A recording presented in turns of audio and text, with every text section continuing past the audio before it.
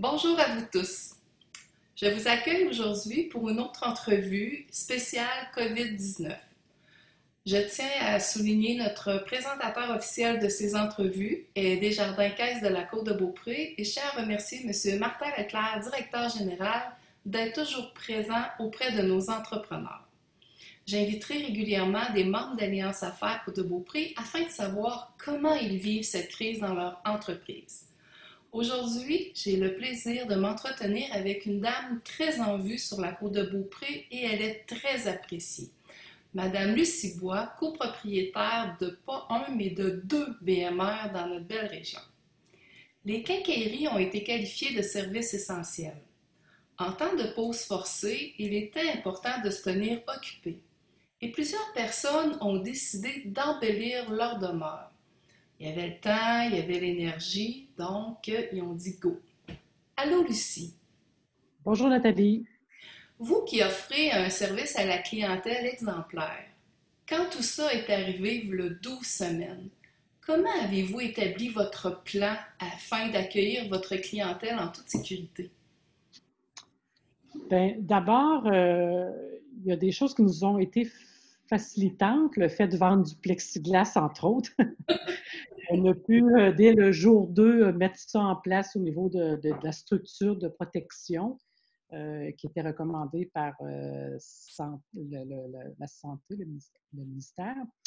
Et les mesures sanitaires aussi nous ont été suggérées par notre bannière BMR, avait fait un petit lien là, pour nous envoyer de l'information à ce sujet-là. Fait qu'on, j'ai joué à la caissière, puis Mathieu faisait les plans, puis on a mis ça en place. On a mis ça en place dans les deux magasins pour que notre personnel se sente à l'aise et en sécurité dans ce contexte-là. Un petit cours de lavage de mains, de quelle façon on nettoierait les comptoirs et tout et tout. Fait que ça a été assez rapide, mais je pense qu'on a bien fait les choses en partant et ça a été rassurant. Ça a été rassurant pour le personnel qui devait rester à l'emploi quand tout le monde se faisait dire de rester à la maison. Fait que, au début, on avait tous les yeux ronds, mais je pense qu'on a vécu ça ensemble. Puis maintenant, ben, c'était derrière nous, puis ça va mieux. Ça va mieux.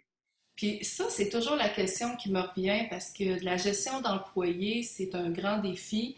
Puis quand M. Legault disait à tout le monde, restez chez vous, puis que vous, je prends toi en service essentiel, le IGA, vous avez plus de 60 employés, comment as-tu réussi, toi et ton équipe, à donner confiance à tes employés? Euh, je pense que le point numéro un, c'est d'être là, c'est d'être sur place, c'est d'être avec eux autres, parce que un petit manuel de COVID-19 à côté de nous autres, en gestion, on n'avait pas de fait. Fait que il fallait comme vivre ça ensemble, savoir la réaction des gens, ce serait quoi, la réaction de la clientèle, est-ce que tout le monde allait rester à la maison, est-ce que ça allait venir, c'était quoi le débit. Puis là, on s'ajustait.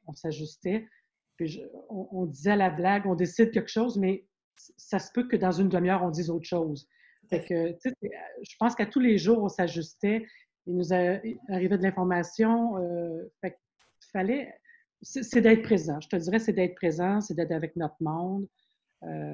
Puis, tu sais, on a une belle gang. Le personnel était en arrière de nous. Ils nous ont soutenus beaucoup.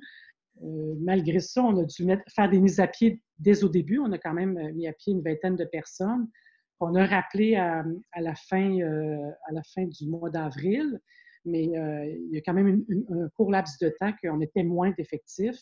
Fait que pour ceux qui étaient avec nous dans cette situation-là, mais je pense que ça a bien été.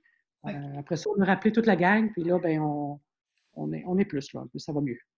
OK. Puis là, en tant que consommateur qui se présente chez vous, là, on sent que les gens ont besoin d'embellir leur demeure. C'est quoi les priorités? Vers quoi les gens vont pour embellir le tout? Je te dirais que le petit bonheur, il est partout. Il est pour certains de refaire le patio, d'autres de peinturer l'extérieur, d'autres d'avoir une clôture, changer le barbecue, s'acheter des chaises. la chaise relax, faire du jardinage, faire encore du jardinage. Je pense que ça a été... on n'a jamais vendu autant de graines de semences et tout.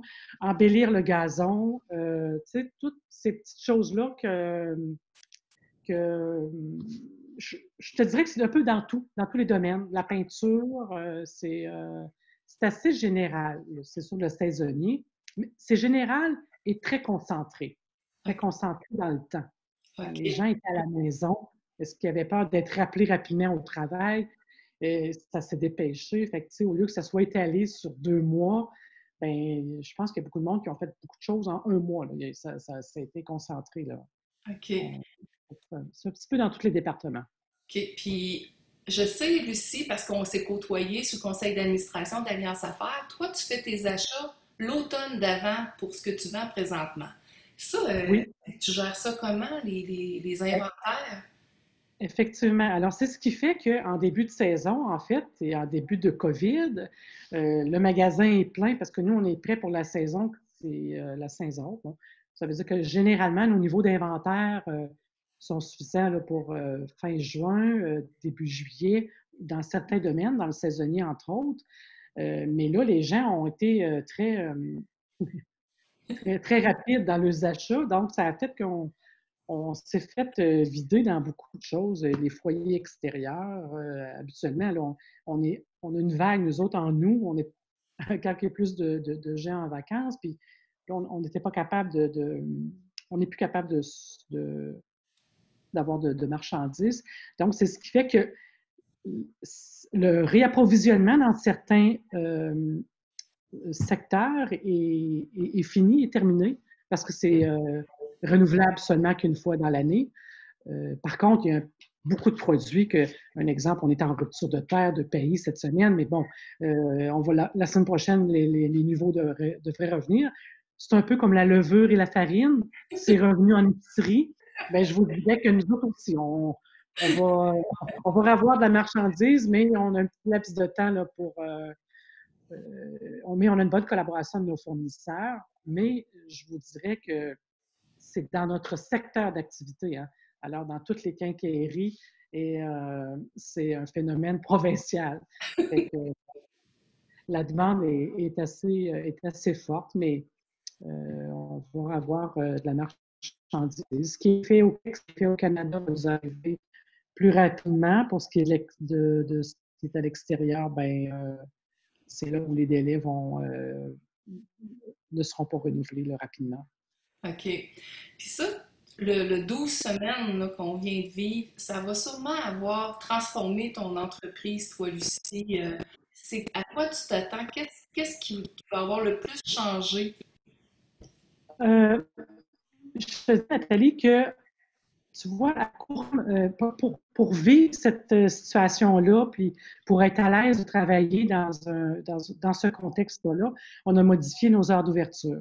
Je OK. te dirais que nous autres, la plus grande adaptation est à ce niveau-là. OK. On a réduit nos heures d'ouverture. On a fermé la fin de semaine en avril. On a réouvert le samedi uniquement. Pour l'instant, le dimanche demeure fermé et on suit l'évolution de la pandémie. Mais je te dirais que tant que les situations actuelles et qu'on nous demande le 2 mètres d'être respecté, on va conserver ces heures d'ouverture réduites pour à la fois protéger notre personnel qui travaille très fort. Euh, Puis on veut qu'il demeure en santé, bien sûr. Fait que disons-nous que c'est un contexte exceptionnel. Alors, ça demande un horaire exceptionnel aussi, différent de l'habitude. Tout On à ne fait. peut pas être comme d'habitude parce qu'on ne travaille pas comme d'habitude. Mm. Dans ce contexte-là et en protection des gens qui travaillent avec nous, on préfère conserver des heures d'ouverture réduites. OK. Puis, toi, Lucie, depuis le temps que tu es dans l'entreprise, je pense que depuis que tu dois avoir 12-13 ans probablement que tu travailles à l'intérieur. Oh, Obélix! Comme chef, c'est quoi ton plus grand défi? Je te dirais, c'est de demeurer en santé, que notre personnel demeure en santé, que notre clientèle demeure elle aussi en santé. Donc, c'est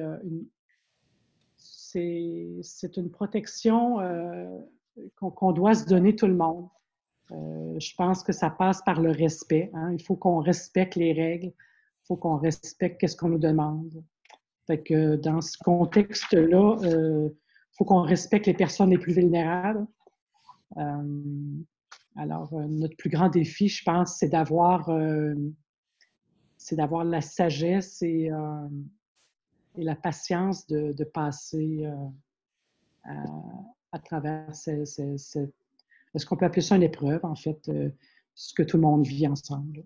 Oui, tout à fait. Et que tu as une belle équipe avec toi qui t'appuie là-dedans parce que oui, c'est bien beau être un leader et un chef, mais tu n'arrives pas à faire tout ça. Fait que je sais que tu as Mathieu, tu as Jacques, tu as tous tes cadres Oui, autour de toi.